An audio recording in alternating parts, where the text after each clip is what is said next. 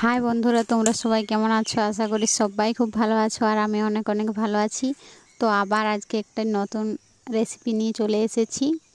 রেসিপিটি গাঁদাল পাতার রেসিপি, খুব টেস্টি খেতে আর স্বাস্থ্যের পক্ষেও খুবই ভালো। তো দেখতে পাচ্ছ আমাদের বাড়ির দিকে চলে এসেছি গাঁদাল পাতা তুলতে। তো এখানে গাঁদাল পাতা তুলছি।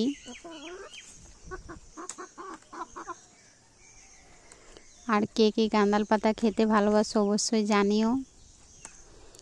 আর ভিডিওটি যদি ভালো লাগে অবশ্যই একটি লাইক করে দিও, আর নতুন বন্ধুরা চ্যানেলটিকে সাবস্ক্রাইব করে দিও।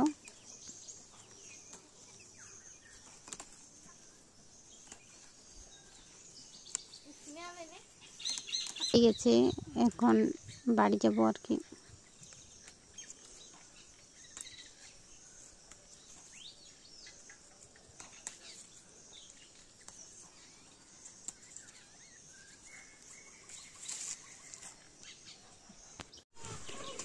বাড়ি নিয়ে এসে বেছে নিলাম গাঁদাল পাতাগুলোকে, যেহেতু আরও অন্য গাছও ছিল মেসে যেতে পারে তাই বেছে নিলাম।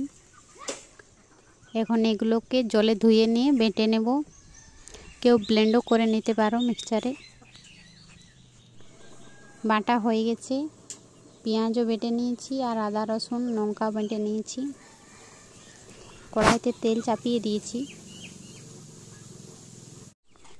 এখন আলুগুলো এতে দিয়ে দেবো।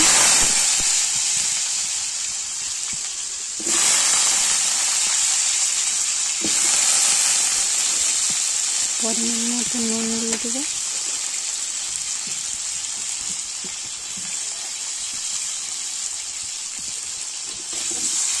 এটা এখন ভাজা ভাজা হলে নামিয়ে নেব।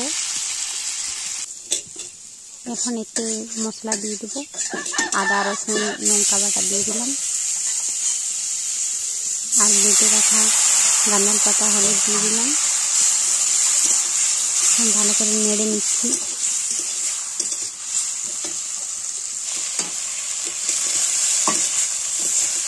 এটা একটু কষিয়ে নিচ্ছি, ভেজে দেবো।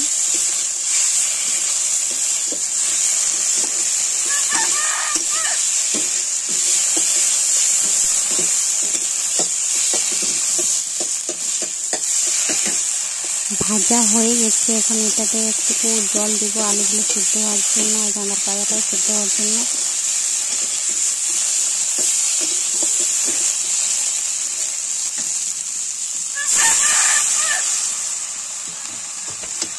জলটি শুকনো হলেই গাঁদাল পাতার রেসিপি একদম রেডি হয়ে যাবে।